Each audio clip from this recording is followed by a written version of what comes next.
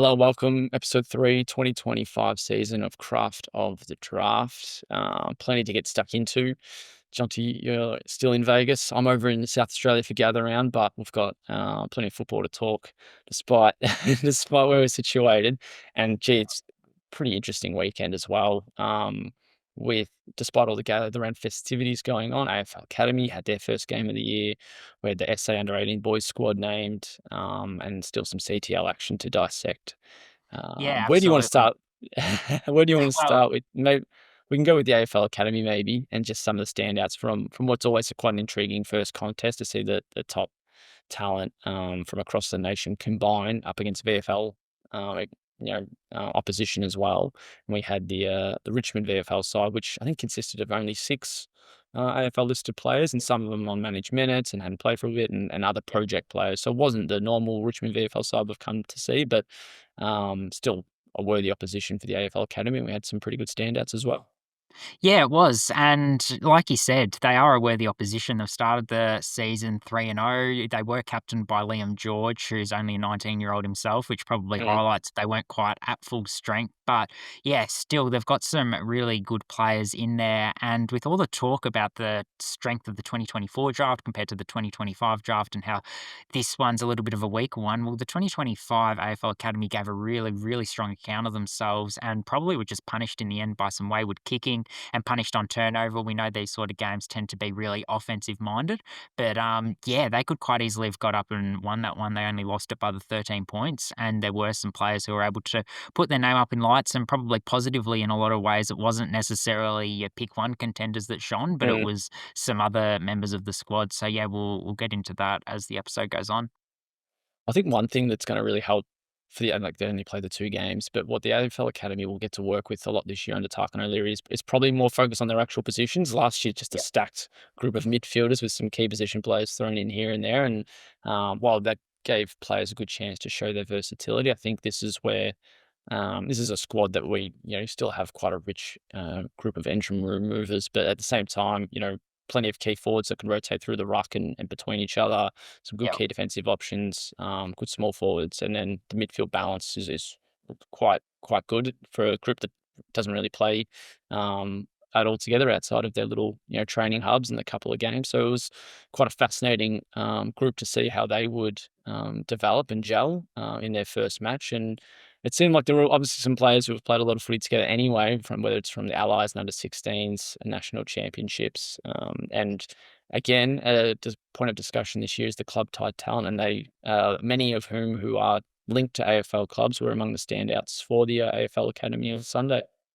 Yeah, absolutely. We'll start with a couple of those in the midfield, and Dan Annable and Bo Adensil probably really led the way in the engine room. Dan Annable took our best field honours, and that backs up an under 17s futures best on ground last year on AFL Grand Final day. So he's really putting his name in top five, top 10 contendership. He was absolutely brilliant in the second half in particular. So it was a really hot Melbourne day, unseasonable for April. I think it was 30 degrees plus at RSCA Park, and his second half showed the fitness levels that he does have. And then his kicking efficiency as well. It was a little bit of a scrappy day at times in terms of players hitting their targets, but he was consistently able to put it to teammates' advantage and kick a couple of goals himself that were quite classy. And then Bo Adensil, he just finds ways to win the footy. He's really good at centre clearance, got lots of centre bounce attendances, and worked to a lot of contests as well. Finished with a game high 28 touches. So they were probably the two prime movers of the day from a volume point of view.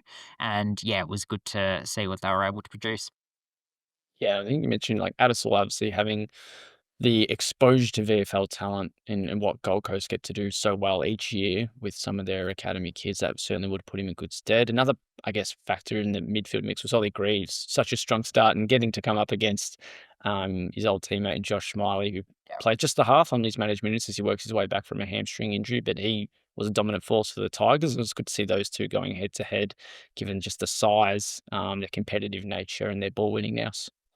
Yeah, a couple of people I spoke to talked about the fact that it was good to see them both on the same field again, just to remind everyone that they are two different players, given how similar that they are. But yeah, they played on each other. I think late in the second quarter, they sort of got involved in a little bit of a scuffle. They're obviously from the same club, know each other quite well. But yeah, Ollie Greaves, yeah, a really strong game as well. Probably if there's one thing from his first 3 weeks, it's probably been his kicking efficiency that's let him down. I know the Eastern Rangers are really big in pre-season that his kicking has really improved and he's yet to necessarily show that. But like we said, it was just one of those days it felt like. But yeah, looking at his contested stuff in isolation, he was able to win a lot of clearances, particularly early. And his contested ball winning was really, really impressive and stood the test of the seasoned Richmond VFL and AFL bodies. A few other maybe top 20 prospects of note that rolled through the midfield, Sam Cumming being one of them, one of SA's top, Dyson Sharp, his state teammate, another. And then you've got a player like Harley Barker on the wing as well. Do you want to kind of touch on those three and what they kind of put forward in their first showcase games for the academy? Yeah, probably the three South Australians that we'll hear the most about, as well as Matt Larray, who did some things. But yeah, Sam Cumming was the most impressive of the lot. Wasn't necessarily a high production game from Sam Cumming, but he did some things in really close that made you think, yeah, geez, he's going to be a really good player. He's got that ability to keep his hands free and feeds teammates really smartly. Dyson Sharp was a little bit quieter, but was probably one that where others struggled with kicking efficiency, he was able to hit his targets, and that's something that's been questioned. So that was good to see. We know how combative he is as well, and he was able to bring that to the table. And then, yeah, on the wing, Harley Barker, I think he was a big factor in that third quarter when the AFL Academy were at their best. He was one who was a big part of that, and yeah, showed some moments. He just runs all day, and to do it on a 30-degree day was quite impressive. Number of defenders as well caught the eye, just given how they set up behind the ball, but also probably more so when they flipped the switch on transition and try to weave their way through Richmond's defence. Dylan Patterson, Gold Coast Academy talent, probably the standout, just given some of his little glimpses. Didn't have the high volume return, but a player that you were really happy to see perform at a certain level, given maybe some of the expectations that's been put on other players through the Suns Academy or in this AFL Academy already. Yeah, I think if there's one player from this draft class that I had to watch for the rest of my life, I think Dylan Patterson would be the player I would select. He was absolutely dynamic. He's not afraid to throw his body into contests, into marking contests as well, and he hits the ball at great speed. And then he's got this ability to pick the ball up so cleanly, and he's got a wicked sidestep as well. And I think all of that was sort of on show. 15 disposals, would have had 5 or 6 tackles as well, but those numbers don't quite do justice to just how dangerous he was and how much people sort of panicked on the field when he was winning his disposals or he was in the vicinity because he was always making things happen. He was in the corridor a lot. There was one time where he's trapped the ball like it was a soccer ball, like it was a round ball, then went to his knees, sort of picked it up one touch, and then was able to hit a target 20 meters away. And it was just those sort of things that you go, yeah, wow, this kid's got something about him. And yeah, you combine that athleticism and that toughness and how well he reads the play, playing in a secondary position. He was one that was pushed out of that midfield mix, but yeah, it didn't look like he was playing a secondary position. He looked really comfortable. So a massive season ahead if that first game's anything to go by. Some others in a similar position that rolled through the back line, Geelong's Josh Lindsay, Western Just Tom Burton's, Sydney Academy prospect Lockie Carmichael. What do you make of their games on Sunday? Yeah, I thought they all did different things well. So Lockie Carmichael was one who, particularly in the second half, I thought he won or neutralised some important one-on-ones playing on a bigger body, and his repeat efforts are really strong. Josh Lindsay was one who rebounded quite well. He's played in the midfield for the Geelong Falcons in the first couple of weeks of the Coates Talent League season, but his movement off half back, his ability to read the play, and then set the game up really well on a day that, as I've talked about a couple of times, the ball use wasn't always where it could be. He was one who really stood up and wasn't afraid to take on some more difficult options. And then, yeah, you mentioned those two as well as Tom Burton, who was a really good distributor as well, particularly in the first half. Swap up to the other end. It's always going to be quite fascinating to see how Louis Emmett and Cooper Duff Tyler ruck forward combination works. And we're hoping to see pretty big impact in that combination. But Archie Ludowick was probably the standout for the AFL Academy and what he was able to offer. A few goals in attack against some senior opposition is always going to be a big tick this early into the year. Yeah, really impressive, and we've got an introducing video coming out soon on Archie Ludovic, so keep an eye out for that because he's had a really big start to the season. Probably hasn't quite got the accolades of those other couple of boys that you mentioned. Cody Curtin, another one that's got some accolades out west, but yeah, 3 goals, 5 shots on goal, was able to pull in some big contested marks, get speed on the lead, so he's hard to contain if you're playing on him one on one. And yeah, was certainly the key pillar up there and the most impressive of the key position players for the AFL Academy. Cooper Duff-Tytler, it should be mentioned, had a massive highlight moment in the first quarter where he kicked a Mm. goal from 55 again. So we know he's got that ability and he's showing it en masse now. And yeah, I thought Taj Murray as well, just worth touching on in the ruck, the Northern Territory boy who'll represent the Allies, did a couple of nice things as well. But certainly Archie Ludovic was the one whose curtails they were riding off. We'll roll into probably the next step of our episode, which is staying at still the national and one of the top levels, but South Australia, the first to name their squad for this year's under 18 boys national championships. It's going to be a fascinating one for the Crow Eaters, I think, just given the balance of some of the bottom ages we saw last year who are now stepping up into their top age seasons and look to have pretty big roles. But then again, that next wave in the 2026 draft crop, who will have it could be pretty significant in this year's carnival. A lot of familiar names, faces to get into as well, just given some of the, whether it's club tied or brothers or sons of some former AFL players. But it's looking like such a strong squad. I think SA, they've had a couple maybe lean years from a results perspective, but at the draft, they've still seen some pretty strong numbers coming through. Yeah, absolutely. Like I look at the midfield that they're going to put forward at this championships. The starting centre bounce, you're going to have Dyson Sharp, Sam Cumming, and either Louis Callaway or Dougie Cochran in there. Who Mm. it's a pretty good starting trio, whichever way you do sort of look at it. Dougie Cochran's had a really strong couple of weeks of form at some Sample under 18s level to start the season. 6 goals in his most recent outing. So yeah, looking forward to seeing how that midfield fares against an Allies midfield with a lot of the academy talent we talked about in that academy game. And then also the Western Australian midfield, there's higher ups on them, Toby Wan and Blake Kelly among the leaders of that, alongside Fred Rodriguez. So yeah, a lot of big names away from Victoria to keep an eye out for this year, which is always good to see. Now, like we mentioned, Harley Barker might be that kind of outside option for them. Josh Reichelt's been such a good, strong defensive option for Central Districts to start this season.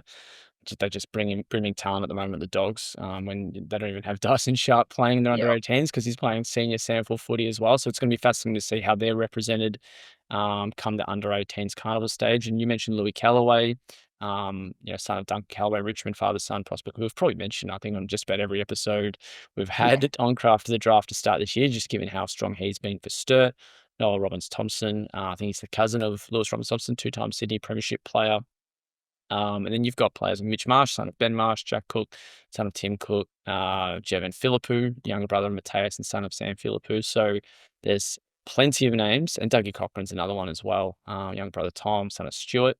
But on Dougie, I know you mentioned him just a little bit before, but he could do maybe what Sid Draper did in his bottom age year and potentially be the MVP winner. He could Yeah. be quite a significant difference maker as an age 17 prospect, just given his height, his ability to play midfield, but then at the same time, like we saw in the AFL Academy and like we'll see in the national champions, as we do every year, is players that do switch to a second position. He is already a bona fide dual position threat. Yeah, versatility is off the charts, like you talked about. And I think when you look at Dougie Cochran, there's probably already a clear bracket of who those top end players are for next year's draft. And Dougie Cochran arguably heads them all. So you've got him, you've got Archie Butler, who started the season really strongly for Sandy. You've got you've got Marlon Oakleus from the Gippsland Power, a small forward who's been really good as well, and Lucas Robinson, a strong bodied midfielder from WA. I So yeah, add there's Cody some Walker names. into that Oh, conversation. Yeah. and Cody Walker, of course, yeah, Mm. Kyle father-son from Carlton and tied to Richmond's Next Generation Academy, been brilliant for Bendigo. So, yeah, there's some names that are starting to emerge, but you could almost say that, at this point, Dougie Cochran's almost half a tier above them as it Mm. sits. So, yeah, hopefully he'll be able to continue to show why there's so much excitement about him at the national champs. Yeah, dominant start. Such a big leap from the under-18 sample, though, to the championship. So it's going to be Yeah. quite fascinating to see how he goes in his bottom age year. But 18 months out from the draft, it's looking pretty good for him. Now, the one thing for SA, they play all 4 of their games in a 5-week window. So an untimely injury here or there could spell a bit of a annoyance for a player or two, just given that they could, if they're ruled out for a month, and they're probably not going to be seen at all. Whereas some other, I think, sides have them over 6-7 weeks across the course of the championships. They'll start against the Allies in New South Wales. I think it's Vic Metro into the WA game, and then I think finishing off with Vic Country in that 5-week stretch. So it's going to be a fascinating one for them, and we look forward to seeing some of the other state squads names over the next week or so. Rolling in though, and we'll switch over to the Coates talent layer, because we do want to look at some of the players who have probably responded quite well to some summer trial snubs, whether it's Vic Metro or Vic Country. Maybe we'll start with Vic Country and some of the players that you'd love to highlight who could be maybe getting a spot. Or should be getting a spot in the trial squad for the summer, and those that really we might be seeing maybe break through at the national championships and kind of show some people maybe that they were wrong to give them a snub and be overlooked early into this year. So when we start with Vic Country, who are some of the names that you'd love to see, or do you think they should be in the part of the summer squad trial squad initially? Yeah, so Gippsland have been really high on Tom Matthews and Brodie Atkins all throughout pre-season, and I think they've justified that hype from their region. So Tom Matthews is a really good small forward. He's kicked multiple goals in all of the games he's played so far this season, and his pressure's really good as well. Can go into the midfield too, and he's quite strong overhead, and he's put on a bit of strength in the off-season. Brodie Atkins' defensive work is as good as anyone in the entire Coates Talent League. His tackle numbers actually head the whole league as well, so that sort of backs that up. But yeah, he's really good in terms of his positioning around stoppage, and his contested ball winning is elite. So really keen to see if those guys can break in. JD Jackson-Leigh from the Bendigo Pioneers is another one that's been highly touted by his region. He's increased his fitness and his strength across pre-season, and has clearly seen the results in the early part of the season. Jesse Muller plays as a forward mid for Geelong. He's a next generation academy prospect. He's got a lot of presence when he plays forward of the footy, but also brings a lot of energy when he plays on the footy. So I'm hoping that he's one that's able to break in at least into the squad. I don't know how many games he'll get, but he's certainly one that deserves to be around the mark in conversations as well. And Jack Lawrence, probably not quite in the same realm necessarily as those four, but has done a couple of really impressive things for Dandenong as a smaller player, probably a crafty small forward if he was to get representative honours, but he's one that's probably a little bit more of a wait and see. Certainly those five are some names to watch.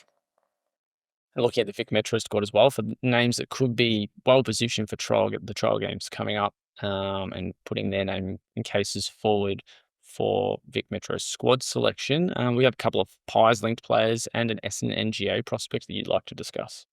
Yeah, so we'll start with the two Pies NGA players. Jai Saxena has attracted a lot of talk in the last couple of weeks. 5 goals, 2 on the weekend, and really could have had 7 or 8. Looked dangerous every time it went inside 50, and it's probably, although there were 2 players missing due to AFL Academy commitments in Archie Ludowick and also Louis Emmett, it's probably as high a standard of Coates League footy as you're going to see. The 2 most highly touted regions going up against each other, and he was one who was able to really stand up to that test, and it was far too good for his defenders. And then Zach McCarthy as well, after a little hamstring injury to finish his pre-season, after what had been a really strong pre-season for Oakley, has shown an ability to take some really strong marks as a sort of hit-up option as well. He's got good reach, and then plays in the ruck quite a bit as well. He and Louis Emmett sort of share that role for the Oakley Chargers, so shows that little bit of versatility and ability to cover the ground as well. So they're the 2 Pies linked players, and then Adam Swade has attracted a lot of talk, as he deserves to have. I think I've watched 2 of Calder's 3 games, and his balance of offense and defense is really, really good. He's got the ability to win the clearances, and when he wins the footy, he puts it to teammates' advantage, allows them to sort of run onto his kicks or run onto his handballs in open space. But then when he doesn't have the footy, he closes like a cobra as well. He's really good from a tackling and a pressure point of view. So yeah, I really like what I've seen from him. So from a AFL linked point of view, they're the 3 that stand out. And then Ricky Theodoropoulos for Sandringham is one who plays as a high half forward. He's good around goals and then can impact at stoppage. And Jamie Gilchrist as a hybrid forward had the best preseason according to everyone around the Eastern Ranges quite clearly, and has hit the scoreboard quite dangerously in the first month of the season.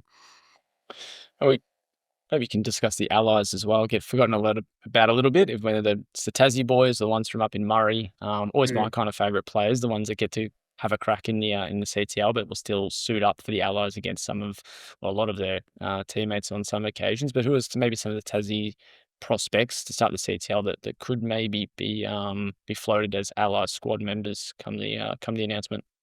Yeah, well, Riley McHenry got a co-captaincy, or actually captaincy, I should say, of the Tassie Devils outfit, and they've played the 2 games so far. He's been solid in both of them, particularly the second one that they played. He's got really good versatility. He's got good strength as well and uses the footy quite well. He's poised. So he's someone I wouldn't mind seeing get an opportunity. It'll just be a matter of how he fits in with how strong the squad is, given the Northern Academy players in it this year.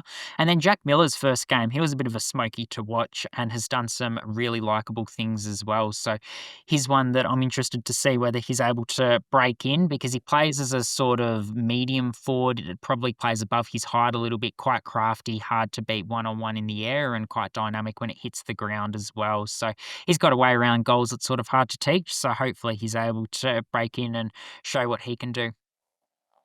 Obviously, with these trial games for Vic Metro and Vic Country, I'll come up against a young gun side who is usually consisted of players that I think AFL clubs are kind of quite keen to see at a different level in a different phase of their campaign, and really it's a nice little curtain raiser to see just how well some of these guys can go and just how well they are going, I guess, early into their seasons ahead of the mid-season draft. Is the young gun squad, those players in the CTL or overage players in the CTL usually get a look. There's some others as well that might get thrown into the mix in those squads across the pair of games, but can usually be a good indicator of who's getting interest ahead of the mid-season draft. And there are a few names on your list you'd like to see as part of the Young Guns, just given how they've fared in the Coates Talent League as overagers this year.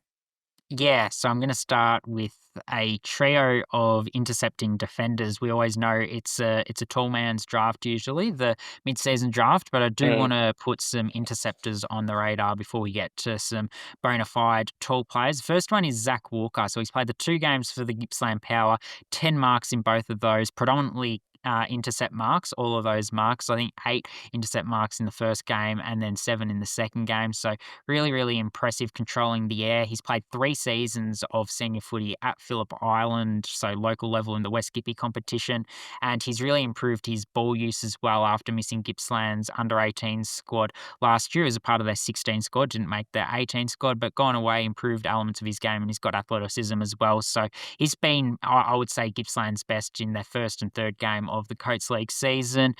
Rod Ali, a little bit of a different story. He comes from a basketball background. He's been highly regarded by Eastern throughout pre-season and has sort of delivered on that after a concussion ruled him out of the first game of the season. He showed some really good signs against a strong Sandringham forward line in round 2, and then in round 3 he was named best on ground and took a game-high number of marks, I think 7 marks in all. And yeah, he is a real bone-crunching sort of player, isn't afraid to put his body on the line and tackles with a bit of vigor as well. And then, yeah, the way he approaches contests is quite eye-catching too. So he's got the athleticism as well, a little bit like Zach Mm. Walker.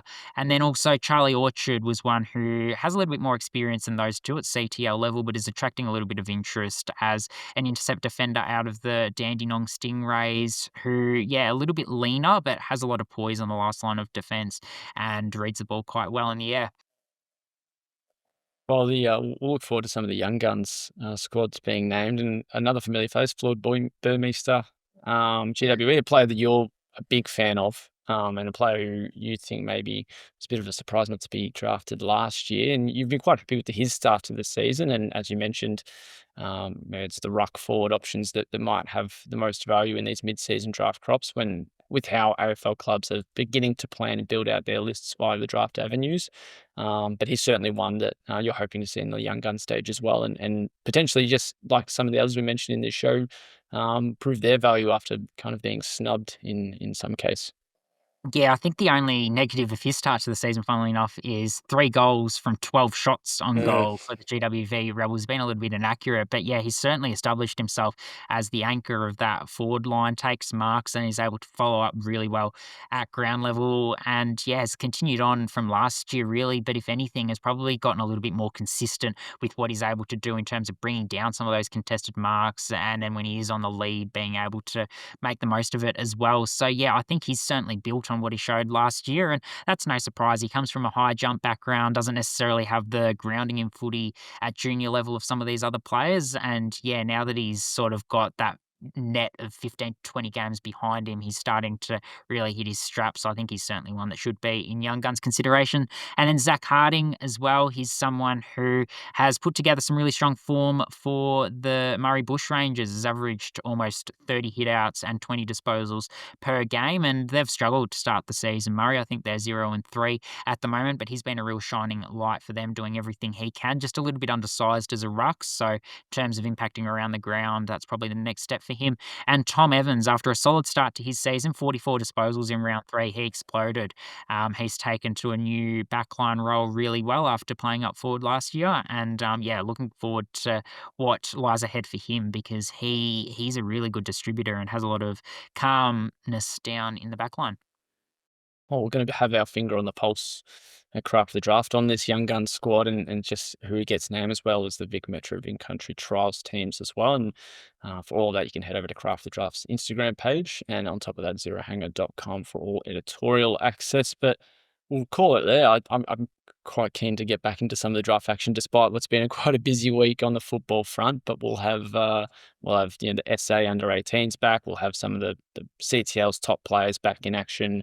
VFL competition back as the mid-season draft nears as well. Sample too, after we got to see the 2 representative sides in the state game over the weekend, just to give us an extra look into some who are pressing their case for AFL opportunities. But it's going to be a nice little period to come with a month and a half until the mid-season draft, and some of the national draft taking shape as well. So can't wait to get stuck into that. Jonty, thanks again. As always, a lovely episode, and looking forward to the next few to come.